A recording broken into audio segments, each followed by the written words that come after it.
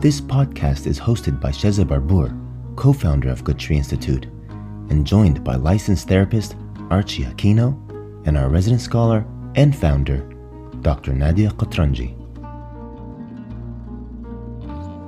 Assalamu alaikum. Peace and blessings be upon you. We'd like to welcome you to Good Tree Institute's podcast, Timeless Conversations. My name is Sheza Barbour, and I'll be moderating and facilitating the conversations along with our esteemed members and leaders of Good Tree Institute, Dr. Nadia Qatranji and Archie Aquino, along with other guests we'll invite along the way. So this is season 2 of Timeless Conversations, and for this season, we have chosen to review Surat Mariam.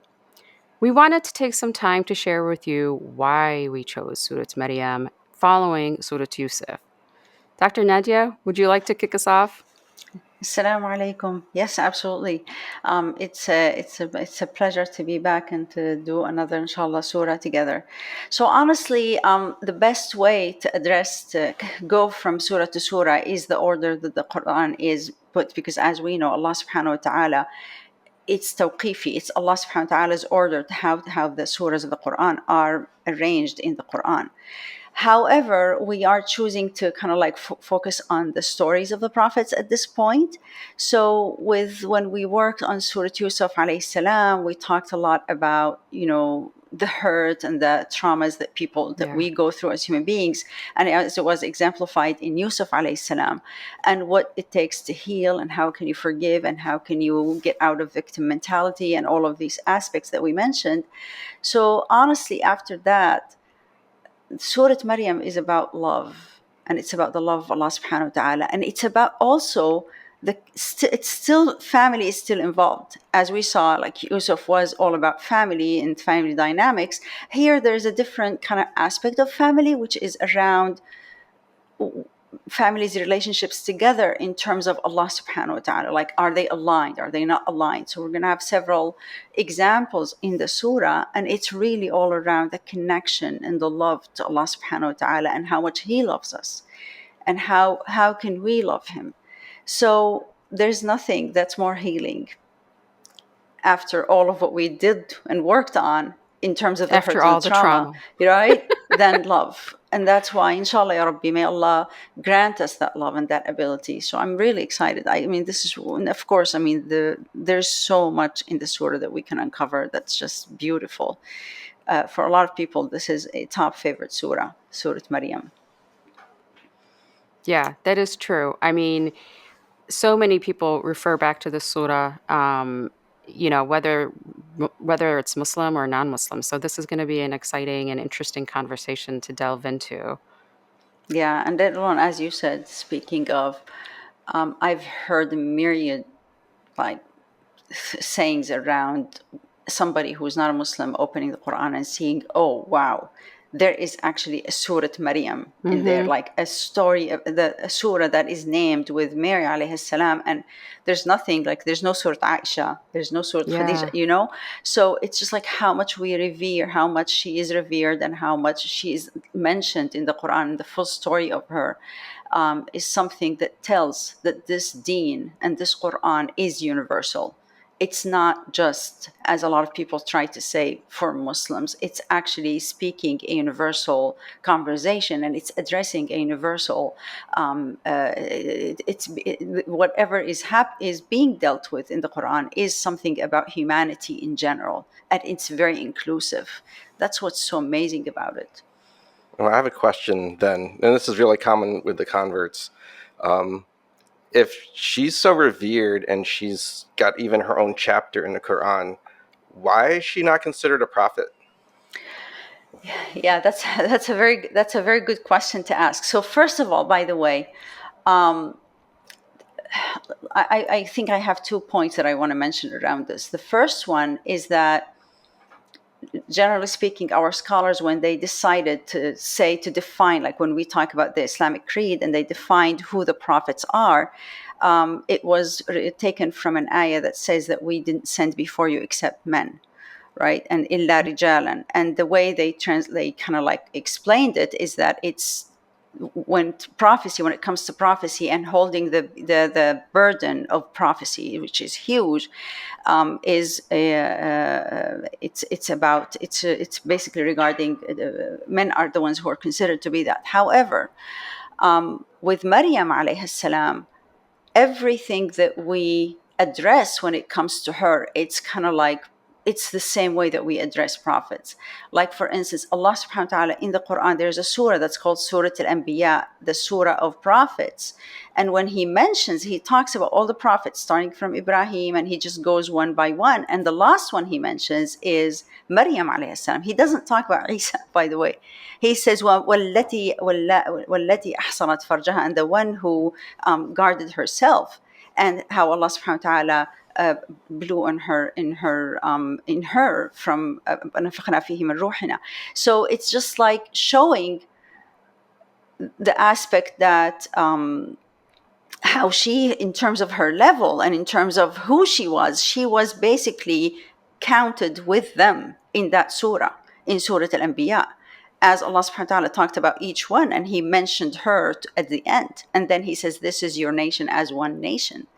So I understand that in terms of like structure, if you will, to say how our scholars like defined who prophets are, but in terms of the Quran, Allah subhanahu wa ta'ala talks about her even way more than he talks about Isa alayhi salam. Like Isa alayhi salam is mentioned as many times when Allah subhanahu wa ta'ala starts enumerating the prophets, he puts Musa or Isa. But when he talks about details, it's her who he brings. It's her issue that he brings. It's always her, as if she's the one who is basically because she was the carrier of the miracle and she was the producer of the miracle that happened. And Isa alayhi salam was more of the embodiment of it. And even Isa alayhi salam is always called Ibn Mariam, the son of Mary. A lot of the times he's not even mentioned, like his name is not mentioned. Just like he would say, Allah subhanahu wa ta'ala would say, Ibn Mariam. So again, what we have to understand is that there's a lot of the times the way we look at these aspects of gender, we look at them from the lens of our understanding and our perspective in the modern world, and that kind of like tries to tint how the conversation, we don't see holistically. Because if you try to look without this bias that we have in our day and time, there's a lot of things that we don't notice. Like, for instance, Allah subhanahu wa ta'ala is not gender, like he doesn't have a gender. Right. Yeah. But they use he all the time. That's true. That's just out of a kind of like a habit, but he doesn't have a gender. And given that there are masculine qualities and there are feminine qualities, Allah subhanahu wa ta'ala has equally both of them. And many times, especially in the religious communities, the masculine qualities are more highlighted, like his power, his strength, right. His punishment, all of that. But notice, what does he highlight in the Quran? What does he highlight? He highlights his mercy. He highlights his compassion. He highlights his love. He highlights his care. He is a Rabb. He highlights all of the feminine qualities. Somehow we always give like 95% of Allah subhanahu wa ta'ala's attributes to the powerful, strong qualities that are masculine, and we dim down the feminine qualities that are attributed to Allah, that Allah subhanahu wa ta'ala is actually the source of. So if you and I as women, Shazai, like whatever qualities that we have that are feminine, they're from Allah. And even you, Archie, even guys. Right.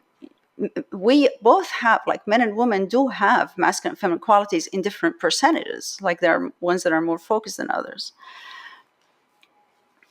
It's interesting because, we recite the Fatiha all the time. First thing, Rahmani Rahim, and we try to play that down. We're just kind of skip over that. Right? Isn't it interesting? We kind of like, as if that's not what he said in the beginning of each surah, right? Like go ahead. I was just saying, I mean, I love this conversation, and I love this, what you're sharing, Dr. Nadia, because it's, how many times do we, like you may have read over the Surah Al-Anbiya and that ayah, but we never, I don't know, we kind of gloss over that Mariam is even listed there as, as along with the Anbiya and along with the other prophets. And Mm-hmm. we take that for granted, and what she's embodying and what we need to learn from her Mm-hmm. and her characteristics and her traits, that Allah is highlighting and reminding people that, hey, this is in you. This is a part of our deen, like her characteristics, her attributes, her rahmah, her mercy, like Mm-hmm. all these things that we, even when we read Surah Al-Maryam and when we talk about her, that's generally what people refer to. It's that love and mercy and that just that feeling that encompasses the surah. Yet we just we don't focus on that as much. We just kind of um, we don't talk about these, like the Mm-hmm. whole the gender differences and the qualities, but also how to balance them out and how to even put them forward, especially from the feminine side, like what we would call the feminine traits, the mercy, the rahmah, the kindness, the intuition, the nurturing, all these capacities that we don't talk about it as much as we talk about Yeah. the masculine traits, like leadership and support and protection and being decisive, and like all these things that we just, as a society, we tend to focus on. Yeah, and just to highlight one last aspect before we kind of delve deeper, when it comes to, and why again our scholars mentioned that prophets were men, when it comes to the function, like to the outer basically duty of delivering the message, Allah subhanahu wa ta'ala made it for, men were the ones to do that, because there are sometimes restrictions that a woman can have that wouldn't allow her to do that, right? Because of our Mm-hmm. biology and our sometimes that would be a burden, and he just doesn't want the woman to be exposed to something that would be more of like when you're doing that outer function. But what we miss, again, we downplay, and again, which is represented in Maryam alayhi salam, is that source of love, that source of connection with Allah subhanahu wa ta'ala, that powerful. We will see in Surah Maryam, Zakaria alayhi salam learned from Maryam. He's the Mm-hmm. one who got, like, who are you? So it's like that. Again, we downplay these aspects, and we somehow always think that it's just the action, the outer, the how you're doing things is what is always focused on. And we don't understand how important it is to actually, be at the source of these kinds of things, which is more of the feminine qualities that kind of like bring that. And that's what was represented in Maryam. And we even say alayha salam, which is Mm-hmm. something we only say about prophets. Right, we say Maryam alayhi salam. So again, just to show that, yeah, maybe as a definition that's not there, but in terms of who she is, absolutely, the role that she played was very unique. Yeah. I'm still confused though. I mean, you're saying you're reinforcing the question. It's like she's revered, she has the status. They even say alayhi salam after her name. Why not just say she's a prophet? Well, again, as I said, in terms of, that's why I mentioned the aspect of function, like in terms of a duty and what you're responsible for. Mm-hmm. The function of, when you say Nabi, or when you say a prophet, when you say a messenger, there is a certain duty that you have to do. She wasn't having to basically go and deliver that. Mm. Isa alayhi salam was the one who was doing that. Whereas in terms of her status and what she brought something that even, that's very unique to her in terms of the core aspect of our deen, the core aspect of any message that is actually delivered. So she was the one who was the embodiment of it. So when it comes to function and duty and responsibility that you have to deliver, that's the part that wasn't there, and that's why they don't do that. But again, we come back to this. Where your question is coming from is because we give more credit or reverence or status to certain qualities or functions more than others. We Mm-hmm. consider in our time that, oh yeah, well, having this kind of responsibility or this kind of duty is more important, for instance, than the responsibility or the duty that Maryam alayhi salam portrayed. What the man does is more important than the woman does, in plain language. Like what a woman can bring to the table is not as important than what a man can bring to the table. Although, if you think about it, both are important in terms of what's needed for human beings. Like, That's kind of a really interesting point in that even my question is biased. Like, thank why you. even do we have to ask, why is she not considered a prophet? Like, why is that even Thank a you. question to make a point of? Exactly. Like, women don't have to be prophets to be considered as important as men. Right. Thank you. Exactly. Exactly. Exactly. And I want to bring back, I mean, Dr. Nadia, you were talking just a minute ago about how Zechariah was actually learning from Mariam. Like so essentially she was, his teacher in whatever way you want to talk about being a teacher. And so it also brings up the conversation of, for many of us or for a lot of people, it's that, who you can learn from and who you can take things from. Many men especially, but there's also a lot of women that say that, oh, they feel like they can't learn from female teachers and scholars, especially in the religious section. But you also see that in levels of higher education where people tend to respect male teachers, or, just by gender, as if they are just because you're male, you're just automatically some level of authority and no more.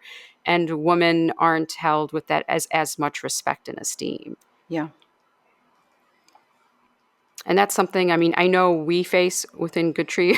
Sometimes Yeah. when people look at us as an organization, it's just like, wow, you guys are very female dominant Yeah. or female Estrogen, a lot heavy. of estrogen. A lot of estrogen in So, our organization, but it's not. It's a very much family, driven yeah. organization. But, I know we've had that kind of criticism, like you have too many females leading, But it's our not said when programs. you have 16 men on a panel, it's not Right, said that there's a lot of men in there. right, That doesn't get said. exactly. Yeah, and I think that is a flaw in history that happened for a long time. And if you really were to look at every aspect that happened, whether economy, politics, whatever you want to call any area, social aspect, where it was basically dominated almost exclusively by men, masculine traits and masculine way of thinking and masculine contribution. Mm-hmm. What difference would it have made if actually women's contribution was included in these areas? There are times in the Muslim history that actually women were as much included in this, and it was a very balanced way. Because again, masculine and feminine traits are both needed and both as important for each and every one of us. And when we don't have that platform to interact, what happens is that also, I mean, that's another thing that we dealt with is as individuals, men have more of that masculinity and the feminine part that is less, but it's there, is not nurtured. When it's not nurtured in men, because there are no that's not right, because it's not, they don't interact with and they don't learn from women, then that part, that inner part is kind of like weaker. And the same thing happens with women when the outer part is not nurtured and those masculine qualities are not nurtured. Females become like, the feminine females become like so females, and men become so men, which is good at one point, but at the same time you have to have that balance. So we always fluctuate as societies between either like men and women are like 100% different, like men don't have any nurtured feminine qualities and women don't have any nurtured masculine qualities, or we go to the other extreme where we're just like, as we are living right now, where women want to have like exactly like men and men become exactly like women. So the point is to have that balance. Yeah. And I mean, just speaking for myself, like, I feel like it's been just in the past couple years where, in my 40s, honestly, where I've really been honing in and understanding my own feminine qualities, and nurturing that and just really trying to preserve that, just because I felt like all these years, whether it was society, culture, it was always like, no, you got to be, it was just this push to be a little bit more aggressive. be more go-getting, be more ambitious, be this, be that. And so a lot of us, or at least for me, it was like, okay, I have to be like, having those masculine traits was what was highlighted and what was kind of, Revered. people would revere and people would clap you for if you were more decisive, more of these leadership qualities. And, I was sharing earlier that even, realizing when I was running my business and I had my own startup and I was running that business, and my business was very female focused, but it wasn't until I closed the business and years later reflected on, I was still leading very much with masculine energy and not giving the female side and the female space and energy its weight in my business, because that's what people are looking for. That's what people were like, when you want achievement, it was like you had to really push on these masculine traits. And I mean, trying to like define what are we talking about when we're talking about like masculine traits versus feminine traits. And I think that's kind of also part of the conversation. It's just this real sense of focus on leadership, kind of being decisive, always being in front, what we would call leadership skills. Sometimes it's like this go-getter, really hustle, aggressive mentality, Yeah. versus the feminine traits, which are more nurturing. It's a little bit more intuitive. There's definitely kindness. There's rahma. There's mercy. There's a thing of sort of like stepping back and seeing what is Listening. listening and being a lot more collaborative, and caring and kind of having what we would call those soft skills in business lingo. Yeah, those soft skills are being pushed like crazy now, like in the realm of HR and They when should they're call trying them to do feminine skills. leadership training. They should just call them feminine skills, but then everyone be like, "Oh no, that's just for women." They wouldn't. They wouldn't. They wouldn't really want to participate, but they call them soft skills. Now it's like gender neutral, and that's another thing. Like everything's trying to be gender neutral or universal, and it's kind of creating this idea that you have to be something in between to satisfy everybody. Come on. Yeah. Whereas for me, I feel like the older I get, the more wise or whatever space I'm in, I am just latching on to more feminine qualities and being around that feminine energy, because I've realized that I've kind of suppressed that for so long.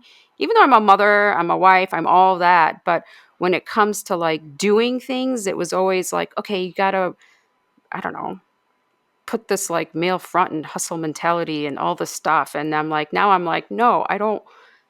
I am a woman and I should celebrate my own feelings and emotions and thoughts and the way I want to do things in a very feminine way. And that should be okay, you know? And now I just love being around, especially, I don't know, there's just a sense of comfort sometimes when I am just around women and I can just sort of be myself. And it's okay. And it's not like there's this almost competition or tension sometimes that you feel that Oh yeah, that's very male. That's how we socialize. It's always competitive. Who knows more? Who can be the loudest? Who can, be the more expert in something is the way we value each other. Yeah, yeah it's interesting. I mean, for me, Shaza, I was kind of like, I don't want to say opposite, but kind of like with my upbringing, I had a lot of feminine qualities, but I was always fighting them and feeling inferior because of them. So I was always after, like, oh yeah, I have to be analytical, I have to be always thinking, I have to be always logical, and I always had to suppress anything that has to do with feeling. It wasn't even welcomed to talk about feelings. It wasn't even welcome to mention these kinds of expressions or anything that has to do with art, anything that has to do with any of these things. That's not good. Science is the way to go. Like, that's how you have to do everything, and you have to analyze and you have to give me logical answers, which I'm not underestimating or undermining by any means. They're very important. But the way I always looked at them and the society taught me is that they're superior to the other. And that's where my problem was. And it took me a while, just like as you said, for me, and every time somebody highlights my feminine quality, I was just like, oh, you're looking down at me. yeah So until I, as you said, had that opening in my heart, it's like, oh my God, I am not wanting to acknowledge, or I'm not even happy of being a woman, being a mother, being a wife. These were kind of like more, anybody would highlight these. Like even if somebody would tell me, oh, like, how in Arab, the Arab culture, they Yusuf. call you Yusuf, I would feel very annoyed. Like, I have a Yeah. name, call me by my name. It's always like you're making me inferior. Right. Until I had to understand that the society made certain traits, the masculine traits, better than the feminine traits. And however, they're both the same. They're both needed. And that's where I realized, I'm missing in some of the, but actually in both. I had to be proud of my natural way of being a feminine, just like I actually had to let it be to the surface, come to the surface. I had it, but I always, because of how much I suppressed it, it was even hard for me to be that. And to learn that, all the skills that I learned in terms, and I kept having to develop because they are needed, and as a leader, but not as much as like actually bringing to the surface the other ones. And I had to myself value both equally before asking others to value me. And that made a huge difference, to really just like be fully understanding that this is what I'm offering, and I know it is important, even if the person in front of me, and we had whether men and women, or women, as you said, who would still consider that since you're a woman, you're not really able to deliver something. It should be done by men. Would say, well, I only can understand from men because I don't relate to you. Right. And then women, which is like, well, I understand it better from men. And that's, the same thing can be said. When a man says it, it makes sense. When a woman says it, just like, it's very questionable. And I'm totally fine. I mean, this is where our society is right now. That's totally fine. And we stand for, you guys see it as Allah subhanahu wa ta'ala said it. None of that is in the Quran. None of that is in the Quran. Any conversation in the Quran, people give it a meaning of, oh, you're preferring men. No, there are distinct roles. There are distinct qualities. There is distinct something that is brought to the table. And Allah subhanahu wa ta'ala revered and gave beautiful examples about women as much as he did about men. Like, look at this beautiful example. He says, Allah subhanahu wa ta'ala said, he's going to give you, ضَرَبَ اللَّهُ مَثَلًا لِلَّذِينَ آمَنُوا. He's going to give an example to the ones who believed. He didn't say to the believing woman. He said to the ones who believe. If you really want to trust Allah, if you want to see a role model, guess who your role model is? The wife of the Pharaoh and Mariam. He said, these are your role models if you want to know what it looks like to be a person of belief and a person who trusts Allah. And he gave a two other women example for the ones who cover the truth. He didn't say, oh yeah, well, I mean, this is an example for women. No.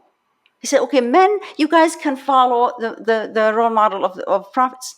No. We all follow role models of prophets, and we all follow role models of women who are revered at that level and who give us some examples, because we need both. We need to hear both. So we're privileged as women. We can hear both. We can take from both. And that's what we're inviting everybody to do. That's really interesting, because like I never considered, I'm realizing how gender biased my mind is. Like when you just brought up the point that, the prophets are not just examples for men. It just occurred to me, like, oh, we're always talking about prophets being examples. The women maybe have always seen prophets as examples for them too, but I don't think men considered that, like, Mariam could be an example for them. Exactly. Although Allah subhanahu wa ta'ala said it. You see what I'm saying? Even our approach to the Quran is biased. We make Allah subhanahu wa ta'ala biased to men, but he's not. If you look at the Quran with bare eyes, without this bias, take out the biased glass that you have about gender, you will see Allah is not. So the first season, we focused on Yusuf as a prophet, an example for everyone, and now we're focusing on Mariam as an example for everyone, and awakening and realizing that it's not just for women. Yeah. And subhanAllah, since you mentioned the dynamic, and we're going to be, once we delve into the surah, we're going to talk about Zakaria and Maryam, right?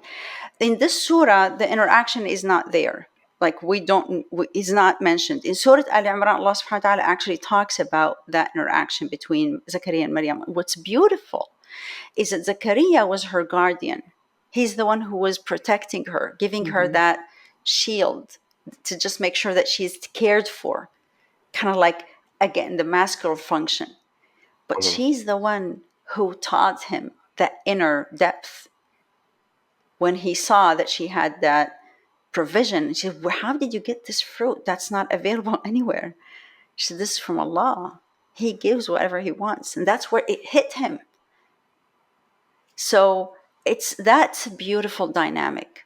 See, Zakaria and Maryam didn't have that issue. You see what I'm saying? It was very like we're all Abdullah, we're all Abd, we're all the same. That's interesting. So, I mean, it seems like in this episode, in this season, before we even kick off studying and delving into the surah, we're requesting all of us in the audience to really reevaluate our lens of what we look at, our gender biases, start peeling that away and really come at the surah from a very open perspective, on gender, on Maryam, on Zakaria, on men and women, but also on Allah. Like, how are we perceiving and automatically attributing attributes to Allah that may or may not be there, you know? Yeah, and I think before we end this conversation, there's one point that we didn't address when it comes to that, which is very, very, very important in our day and time, which is that we attach the base value, especially when it comes to the household, when it comes to The family a husband and a structures wife, family structure. We always, I mean, I dealt with for a long time for myself, for my own understanding. We put the base value of the function based on how much economic value it brings, like how much money are you producing. If you're not producing money, then you're not valued, and whatever you're doing, you're wasting your time. The only way this can make a difference, this can actually be revered, is if you're going out there and doing maybe the same thing as the man is doing, but as long as you're producing money. And I'm not dismissing the fact that sometimes in our day and time, men and women both have to work to be able to sustain their family. That's not what I'm talking about. But what I'm talking about is that sometimes that doesn't have to be the case. Maybe the woman doesn't have to work. Or maybe sometimes the woman is working, and maybe, I mean, there are certain exceptions where the man is the one who's not working. But the fact that we put the value on how much economically it is producing is also a skewed way of looking at things. Yeah.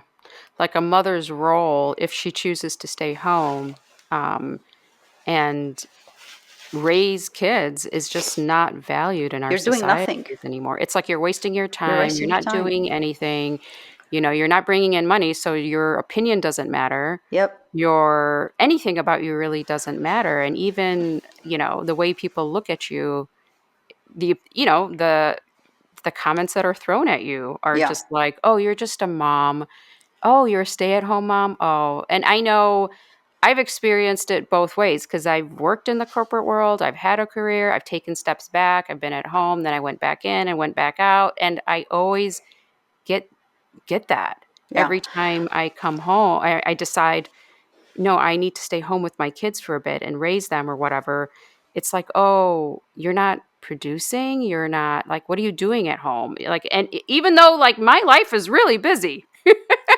And like, we a lot of us spend, even if we're stay-at-home moms, there's so much we're contributing to society and to our communities and all the other work that we do that nobody sees or understands or even just acknowledges. That's actually work that you're contributing to your whole community and the protection of, whether it's your schools, or nonprofit work, or just the masajid, or any community space. It's all practically run by women. Like, we are running this country and holding it down, but because you're not being paid for it, or somebody doesn't value that work enough to get paid for it, you're just, what are you doing with your time? And you're just at home, as if like we're sitting around home watching TV. And yeah. Yeah, and that's what needs to be highlighted as well, because there is a huge difference, because that's where the stigma can come from.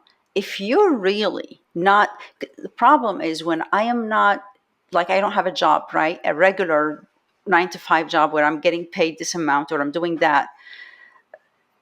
If the other extreme is also very dark, where if all what you're doing is just like closed off to maybe a group of friends that you meet with, and you go have lunches and dinners and partying with, Parties. and just like Yeah. go to shopping with, and you're so close and you don't know what's happening there in the rest of the world, and you're not growing and you're not contributing and you're not actually making a difference out there, just like doing something, that's also have contributed to this bias that we're having. It's like, yeah, well, they're wasting their time, they're doing nothing, and Yeah. that's not what we're calling for sure.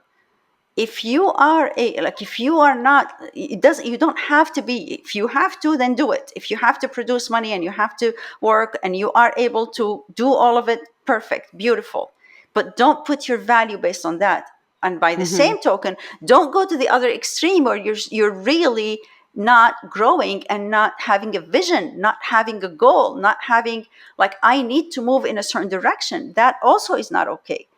You being a mother, part of being a mother actually is that you have to be a person who has a vision and who has a goal, and who has something that you're working towards and you're actually creating. Because otherwise, how can you understand your kids' world?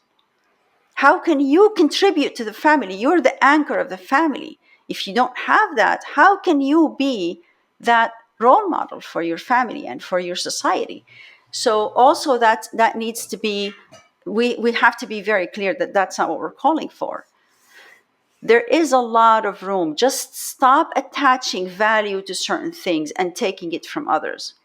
People can choose what they want, and let them, and let's just move towards something that is actually of value, that is good, that's productive, that's for the betterment of the holistic approach of families and societies and communities. Yeah. Because in the end, I mean, we all have skills and responsibilities that we need to develop. Like, if you're a mother, Allah gave you these inherent natural qualities, but you need to develop those skills as well and hone them and to be able to give them to your children, to your family structure. So whether you're male or female, we all have these feminine and masculine qualities, and it's a chance to look inward and see, what are the skills that I need to develop and strengthen, and what are the things that maybe I need to tone down if we feel like, hey, this is just way up there and I'm not balanced and I'm not, also tapping into sort of like your natural qualities, like your Tamam. natural born qualities, being like, okay, Allah gave these to you, but you have to, scruff the diamond. You got to get that, and you got to bring that forward and bring it out, and give each other also the space to do that. I think that's also important. I mean, speaking from a female perspective, is also giving women the space to, nurture those values, to be able to like bring them out to their families and their communities, and let that shine, because we need that. We need that those healing capacities, those um, just some of that compassion and kindness and care that our community really, really, I feel like, needs. There's so much trauma going around, and there's so much aggressiveness, that we need to also look at things from the community space, but we need to give women the space to actually nurture that too, Yeah. and bring it forward and take on those roles for the family, but also the community, and not expect women to do it all either, to be like the man and provide and produce and be out there and do everything the man does, and yet keep all her feminine qualities and try to bring that to the families and bring all that other feminine energy, as if it's like an on off switch for us, like, okay, Right. I need you to be masculine, go out there and do that, turn that on, and then I'll turn that off and come home and be feminine at home and, take care of, nurture me and the family and the kids and the community. It doesn't work that way. We're not an on-off button. Yeah. Yeah. But This is going to be a very interesting season. Going to do all these different discussions about this and how to balance it out. yeah, I'm looking forward to this season. I'm really looking forward to delving into Surat Mariam. I mean, we just in this opening, in this discussion, we've talked about so many different things. So I think we have a few questions to ask the audience as we close this introductory episode of why we chose Surat Mariam and all these issues that might, are going to be showing up for all of us. So here's some questions for the audience to think about before our next episode when we actually start digging into the surah, the ayat, and doing the work. Again, this is a chance for all of us to kind of clear our biases, clear our brains, and come to the Quran with an open heart and open perspective of what Allah is really trying to teach us through His examples. So the first question, do you hold equal value to masculine traits, i.e. examples like power, might, etc., like those leadership qualities we were talking about? So do you hold equal value to masculine traits or feminine traits like mercy, kindness, and compassion, but to Allah?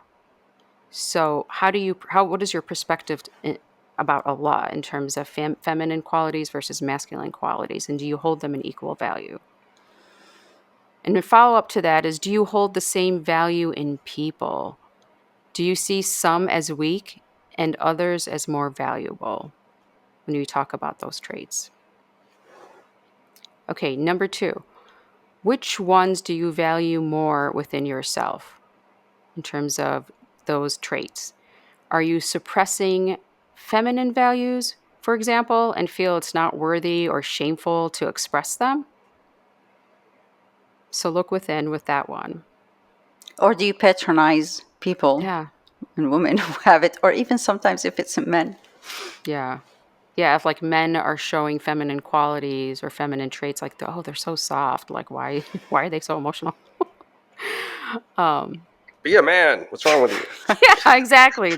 Yeah. All right. So number 3, do you base the value of the role of men and women on their economic contribution? Is the one who contributes financially to the family the one who holds the power and the respect? Also, how the world and community says, that they revere motherhood, but in reality, they just don't give motherhood that respect, authority, and autonomy for the work that they do. Again, that's also a very patronizing perspective on women. Yeah. And finally, number 4, where do you have gender bias? Like, really look at that. Do you only learn from one gender and refuse to learn from the other? And what are you missing when you do that? True. Yeah, what are you missing when you put on that perspective and say, I'm only going to learn from women, or I'm only going to learn from men, and just disassociate our leaders and our teachers? All right.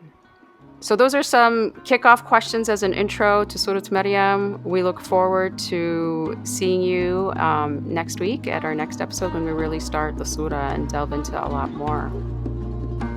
Jazakallahu khair. Assalamu alaikum. Assalamu alaikum. If you like listening to our conversation about the Quran, imagine how much more you would get out of participating in a live conversation about the Quran with Dr. Nadia and a room full of people engaging with the Quran. Join us at our next in-person Seeds of Wisdom retreat, online with our weekly Quran and Me sessions, or for the youth at one of our Camp Z retreats.